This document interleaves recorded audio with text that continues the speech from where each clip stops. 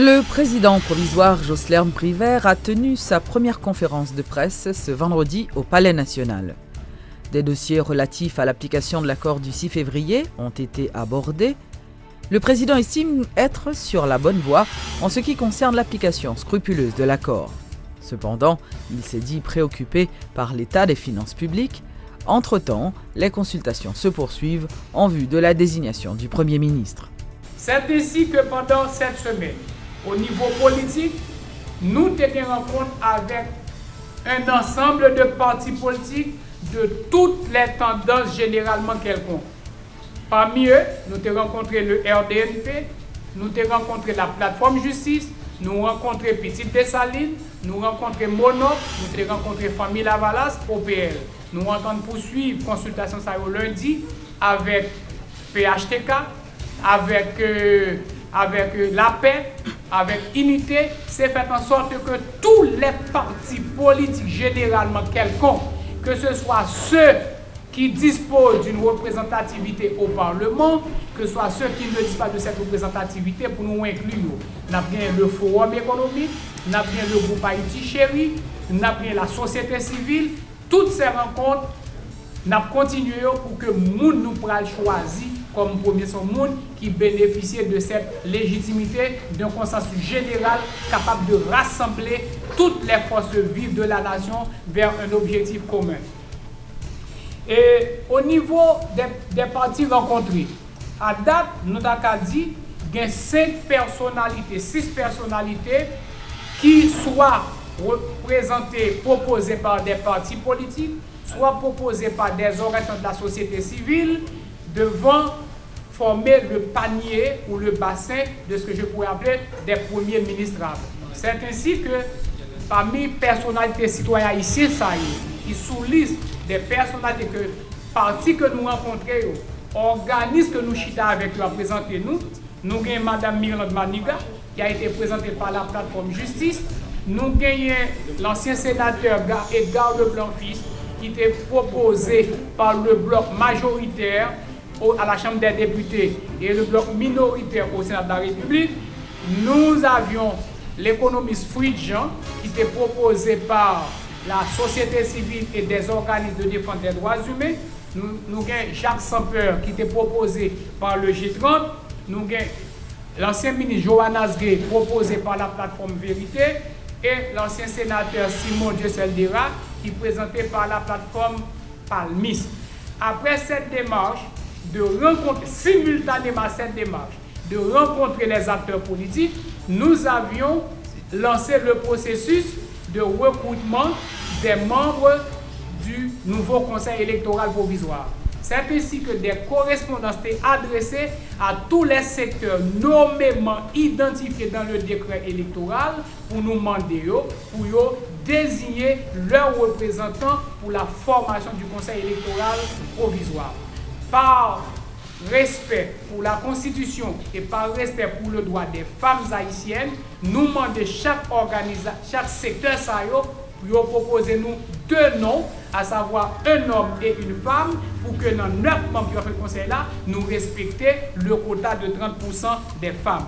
Nous continuons avec rencontre jusque lundi et nous espérons que mardi ou mercredi, nous sommes capables d'inviter les 2 présidents des 2 chambres pour nous consulter sur la liste des premiers ministres proposés et que le Parlement, dans sa composition avec bloc minoritaire et bloc majoritaire, il a dit nous laquelle de ces personnalités a plus de chances de bénéficier de la confiance du Parlement, et c'est à ce moment-là que la désignation peut être officiellement complétée. Mais ma profité pour me dire qu'aujourd'hui, le Sénat, amputé de son président ou bien privé de son président en ma personne, est à même de former un nouveau bureau pour désigner un nouveau président du Sénat qui peut représenter un handicap, parce que si d'ici mardi, le Sénat n'est pas doté d'un président, ça va retarder le processus-là.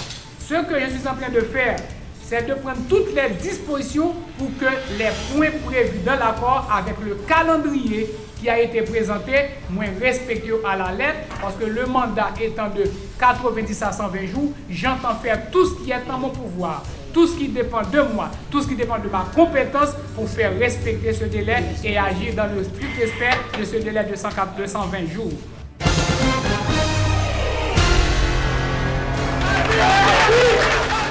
Le candidat à la présidence du PHTK, Jovenel Moïse, réclame l'application scrupuleuse de l'accord du 5 février qui prévoit la tenue du second tour de la présidentielle le 24 avril prochain. Le candidat s'est réjoui que Jocelyn Privert soit le président provisoire du pays. Ouvert au dialogue, Jovenel Moïse invite donc le président Privert à travailler à la consolidation de la démocratie et demande à ses partisans de rester mobilisés pour défendre leur vote. Le président provisoire, il était dans la conception accord, il était dans la rédaction accord, les signataires accord, c'est un homme qui signe, et les bénéficiaires accord. Ça veut dire, je dis, je suis fier pour me dire ça, je suis content que c'est lui-même qui est le premier bénéficiaire là. Ça veut dire, je pense que nous avons une chance, c'est une grosse chance que le pays a, je dire.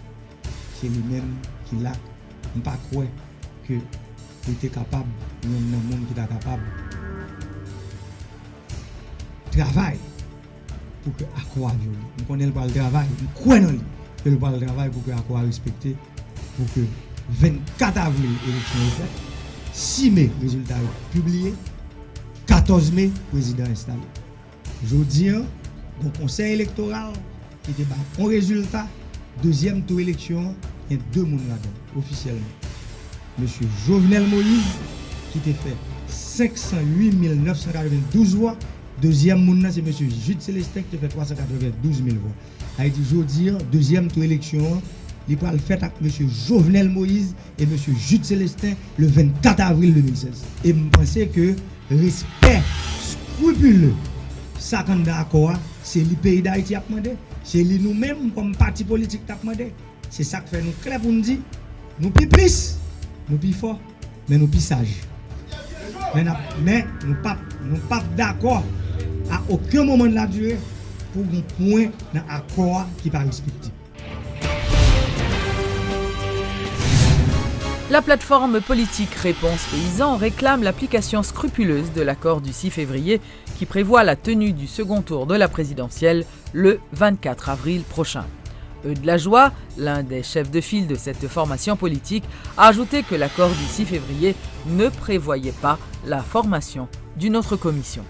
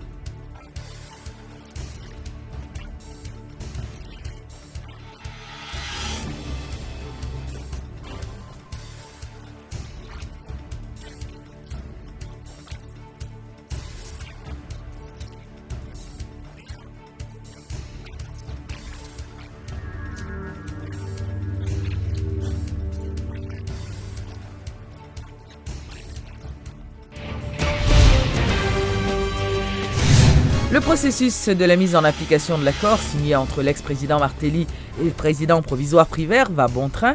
C'est l'avis de plusieurs organismes de défense des droits humains et de la société civile qui ont rencontré mercredi le président provisoire. Ceci dans le cadre des consultations pour désigner un Premier ministre de consensus. Et ce premier point, rencontre, nous-mêmes au niveau organisation de l'Harmonie, nous sommes surtout chita sous profil un Premier ministre capable de gagner pour diriger la transition.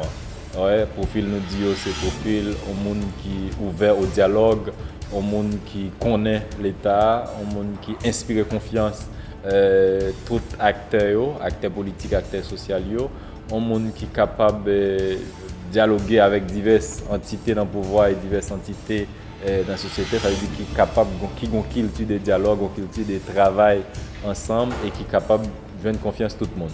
Non, le président a informé nous qu'il y a Mme Maniga sur liste qui est plateforme justice proposée et il y a M. Jacques Stamper sur liste qui est G30 et allié proposé. Il y a M. Éric Pierre sur liste qui est un groupe politique proposé et il y a tout Edgar Leblanc-Fils qui est un groupe parlementaire proposé et certaines organisations de droits humains et de la société civile. Il y a même une discussion qui était venue avec M.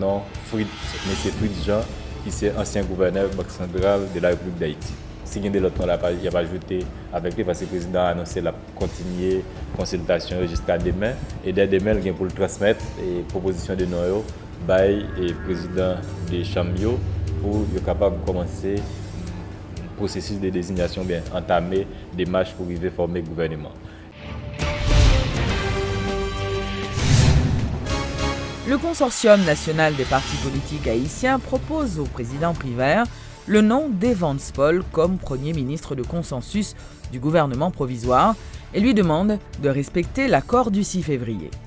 Le CNPPH a exprimé son appréhension devant les nombreuses rencontres initiées par le président provisoire pour mettre en place son gouvernement à moins de 110 jours du 14 mai. En effet, pour gagner du temps, il serait mieux qu'Evans Paul conserve son poste parce qu'il connaît déjà la situation, a affirmé le président du consortium, Jean-Tel Joseph.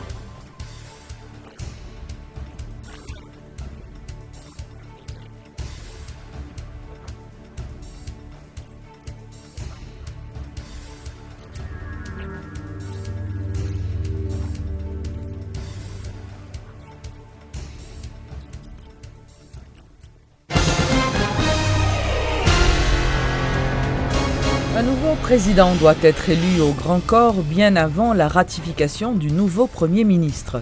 C'est le souhait exprimé par plusieurs sénateurs. Selon ces parlementaires, le vice-président du Sénat ne peut remplacer le président lors d'une séance de ratification d'un chef de gouvernement.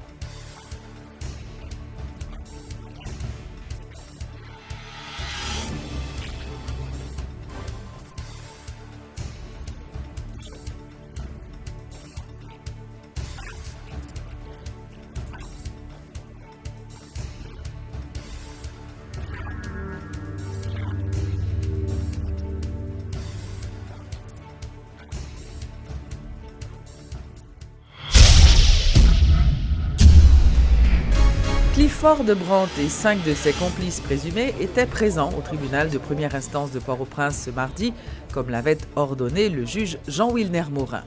Et pendant la séance, le magistrat a annoncé une suspension de 8 jours sur demande du ministère public afin de permettre à tous les acteurs accusés impliqués dans le dossier de se présenter dans un délai d'1 semaine.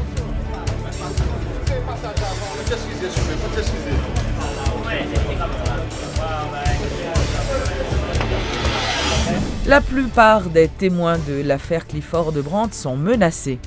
Ce sont là les affirmations de Réginald Delva, qui dit être convaincu que des responsables importants de ce gang sont toujours en liberté et tentent par tous les moyens de manipuler la justice encore aujourd'hui.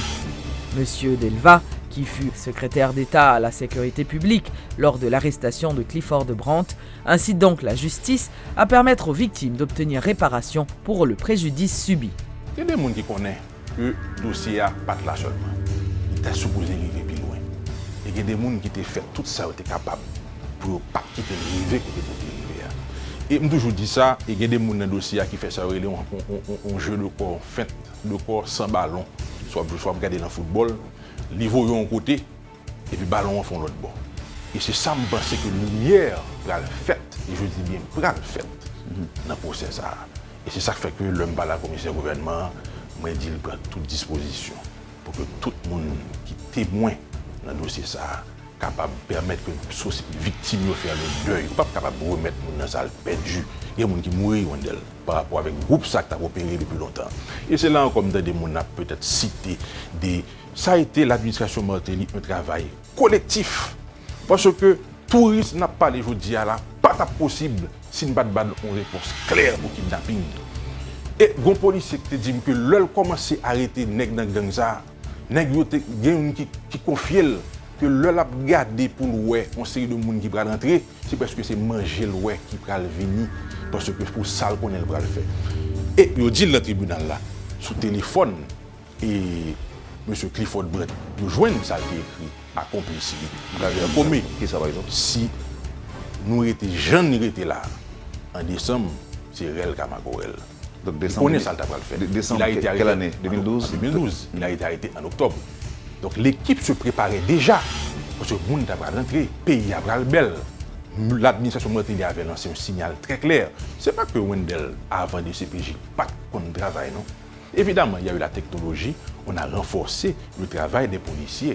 Mais ce n'est pas plus bon, nous venons plus bon que Mario André Sol qui était DCPJ à l'époque, Franz Terbilus qui était DCPJ à l'époque, Godson Aurelius. Les résultats qu'on a eu, c'est parce qu'il y a eu cette volonté au plus haut niveau. C'est parce que le président Martelly m'a jamais mis ça, l'homme secrétaire d'État, là pour remettre moins en pliation, il dit, secrétaire d'État, fait mes kidnapping ça, moi d'après. 2 ans environ après le lancement du programme d'appui budgétaire pour la consolidation de l'État, l'Union européenne en tire un bilan mitigé. Si des progrès ont été constatés dans certains domaines, la corruption demeure un grand défi pour les autorités haïtiennes, selon l'ambassadeur Vincent Degère. Pour aider Haïti à mieux gérer son budget, l'Union européenne fournit un appui technique et financier à l'État tout en assurant l'évaluation des objectifs. Il faut dire que plus de 65 millions d'euros ont déjà été investis et des résultats plus probants sont à espérer si Haïti veut sortir de la liste des pays mal placés dans les rapports internationaux, notamment en ce qui concerne la corruption. Nous, on ne veut pas faire la traçabilité de chaque euro qu'on verse au budget de l'État. On fait confiance au budget de l'État, on verse la somme. Par contre, ce qu'on vérifie ensuite, est-ce que les résultats sont atteints ou ne sont pas atteints ? Et si les résultats ne sont pas atteints, on va réduire notre contribution. Sur la corruption, on a des indicateurs de corruption, c'est de demander à ce que l'unité de lutte contre la corruption qui existe dans le système haïtien, si je peux dire, soit renforcée, qu'elle ait plus de moyens et qu'elle produise plus d'enquêtes. Ça, c'est partie des indicateurs qu'on a mis dans le système. Donc il y a, mais encore une fois, c'est pas nous qui faisons les enquêtes, c'est pas nous qui voulons savoir le résultat de ces enquêtes, c'est le système haïtien qui doit gérer son propre objectif de rejeter la corruption, d'être efficace dans la lutte contre la corruption. Je suis satisfait par rapport à certains indicateurs. La gestion des finances publiques, oui, on a beaucoup d'améliorations. les choses rentrent mieux, les recettes fiscales sont meilleures, elles ont augmenté de 25%, donc on a vu des choses qui se sont nettement améliorées dans ce domaine-là. Il y a d'autres domaines où les performances n'ont pas forcément été atteintes. L'objectif, c'est d'investir dans la capacité de l'État pour changer les choses, pour faire en sorte que Haïti enclenche un processus de développement. Parce que c'est pas parce que moi je vais dire il faut réformer la justice ou il faut lutter contre la corruption que ça va se faire. Ça va se faire si l'État haïtien dit lui, moi je veux mettre en place une politique, une vraie réforme pour éliminer, peut-être pas éliminer complètement, parce que c'est toujours difficile partout, la corruption elle est présente malheureusement partout, mais en tout cas être efficace dans la lutte contre la corruption. S'il y a un engagement clair de pris par l'État haïtien dans ce domaine, nous on veut accompagner cet effort et donner des moyens pour que l'État puisse être plus efficace dans sa lutte. L'île de la Gonâve n'a pas été vendue aux étrangers. Le décret signé par le gouvernement Martelly-Paul prévoit tout simplement l'installation d'un centre commercial sur une partie de l'île. William Savary et Ikenson et Dumé, qui étaient tous les deux invités à la rubrique Le Point, déplorent la désinformation qui circule autour de ce projet. C'est un projet jugé bénéfique pour le pays. Jodi a gagné des entreprises, des sociétés commerciales internationales, des banques internationales qui établissent dans les pays. Mais, pour que ils ont imposé un taux d'impôt très élevé. Moun sa c'est quoi ils ont besoin de faire? Ils ont besoin de générer profit. Donc maintenant, il y a cherché des endroits pour que vous payer petit impôt en bon créole. Et je dis, il y a des petits pays qui n'ont pas le même chiffre d'affaires avec les gros pays, eh bien, ils offrent des opportunités avec grandes entreprises multinationales. Ils disent, viens là, ma facilité, ils ont baisse d'impôts et ils sont capables de faire plus de bénéfices sur le chiffre d'affaires. C'est par l'autre bagaille que c'est ça qui est lié de la réalité. Donc, maintenant, leur une situation comme ça, que les citoyens ne sont pas habitués à entendre, leur vient entendre, c'est normal la faire buzz dans l'esprit, surtout si il y a des gens qui ont maîtrisé la question, et puis qui sont capables d'intoxiquer l'opinion publique, là, faire l'autre bagaille. Mais c'est des bagailles qui fait déjà, qui est expérimenté et qui baillent des résultats. Et je dis moi penser, si Haïti offre possibilité ça, nous sommes capables de jouer des retombées positives là-dedans et capables d'aider nous sur le plan fiscal, sur le plan économique et sur le plan de développement. Là, par exemple, l'État a besoin de COB. L'État a besoin de COB, il possède des COB là par les impôts, l'imposition. Mais l'État a besoin de COB, tout l'État est capable de prêter COB que la poêle remettre dans le futur, dans 10 ans, dans 15 ans, dans 20 ans. Mais pour l'État prêter comme que le parle remettre dans 10 ans, dans 15 ans, il faut l'État gagner une source de revenus qui est capable de garantir que le cas remettre comme que le prêter. Donc, lorsqu'on centre financier qui rapporte des revenus en vertu de la fiscalité, c'est de permettre à l'État de servir à revenus comme levier pour qu'il soit capable de permettre d'accéder au marché du capital international. Donc, il y a un paquet vraiment innovation de la pensée économique ou de la pensée financière dans le pays que on centre financier permet de faire. Mais qui nous besoin qu'on c'est au lieu que négocier à voyer monter dit pas bon y a bon pays, c'est pour négocier à commencer à encourager les jeunes de ce pays, avocats payants, comptables payants pour maîtriser le savoir-faire de la gestion de ce qui convient au fonctionnement d'un centre financier pour commencer à préparer parce que ça fait aujourd'hui que le fait demain la fête. Là, on fois que l'il lancé, il va prendre momentum, la fête. Ou pas de monde qui va essayer de bloquer. Là, ça, c'est évident, c'est dans la nature de notre culture. On n'a pas le fond bagarre, on 10 minutes qui comptent, et puis au lieu que vous faites le marché, vous essayez de bloquer. Mais il va le faire. Lancement ce mercredi du sommet national sur le leadership des jeunes par le Centre haïtien de leadership et d'excellence. Cette activité, baptisée comme BeatGen, vise à clôturer la première phase d'une série de conférences initiée l'année dernière dans 4 départements du pays. Cette activité, supportée par le gouvernement canadien, s'est déroulée en présence de l'ambassadeur du Canada accrédité en Haïti, Paula Caldwell Saint-Onge. Pour cette première journée, ils étaient plusieurs centaines de jeunes à prendre part à ce sommet national sur le leadership. Débats, échanges, ateliers de travail entre autres, le menu était varié pour cette activité baptisée Combidjen. Une initiative du Centre haïtien de leadership et d'excellence pour clôturer la première phase d'une série de conférences organisées l'an dernier à l'intention des jeunes de 4 départements du pays, le Nord, l'Artibonite, le Sud et l'Ouest. Jerry Jean-Baptiste est le coordonnateur de projet. Il y a plusieurs objectifs. Une là-dedans, c'est identifier les jeunes qui sont engagés au niveau de la communauté dans différents domaines.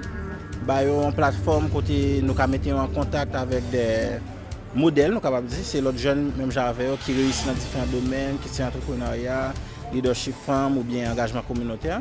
Et puis à partir de l'activité ça, créer un réseau, une plateforme qui va permettre d'augmenter l'impact de différentes initiatives, soit au niveau régional et pourquoi pas au niveau national. En effet, la notion de leadership est déjà bien maîtrisée par de nombreux participants à ce sommet. Dotés d'un bon esprit d'initiative, certains d'entre eux se disent motivés pour affronter l'avenir avec plus de confiance et de potentialité. Moi, j'ai l'idée de leadership qui a grandi en dedans. Donc c'est ça qui mène moi la journée aujourd'hui à Port-au-Prince, dans la journée nationale ça, qui pourra permettre moi de jouer plus bête, plus encouragement, plus engouement pour mon travail, non seulement en dans le pays d'Haïti, mais plus précisément en 3e section commune Chantal, bloc Les Terres. Moi, je suis content avec ce genre d'activité ça parce que leurs jeunes ou attendent ça clé fait, ça comme il fait ça motiver vraiment pour capable prendre des initiatives. Le lancement du sommet national sur le leadership des jeunes a reçu le soutien du Canada. L'ambassadeur de ce pays en poste en Haïti, Paula Caldwell-Saintonge, a personnellement fait le déplacement. Alors moi je suis ici pour donner tout le support aux jeunes d'Haïti parce que nous on pense vraiment que ça c'est l'avenir du pays. Une première journée qui s'est terminée dans une ambiance conviviale. Des plaques d'honneur ont aussi été décernées à des jeunes leaders considérés comme des modèles et des exemples à suivre.